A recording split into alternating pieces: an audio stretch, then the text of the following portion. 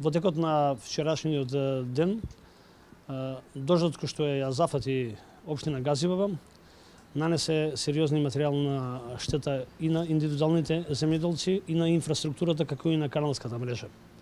До дојдните синоќни часови општината заедно со градот Скопје и јавните комунални предпријатија работевме на расчистување на теренот со цел сите локални и магистрални улици да ги ставиме во функција. Те истите се ставени и се функционални.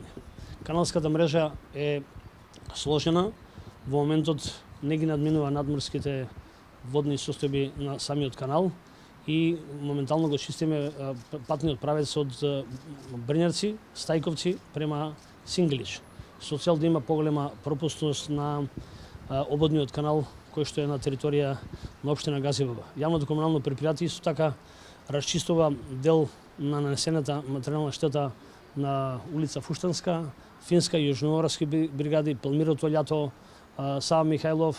Најголем дел и материјална штета се во населените места Трубарево, во Ченто, Стајковци, Црешево и делот од Страченци.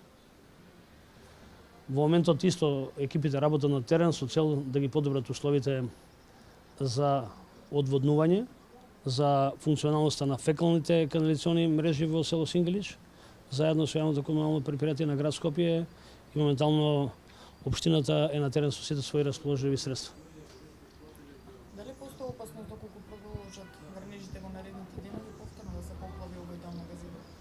Во моментов таква можност не постои, од причина за што се расчистени и минимизирани штетите. Нормално дека тука се во прашање и локалните и секундарни каналски мрежи кои што не се моментално чисти и функционални.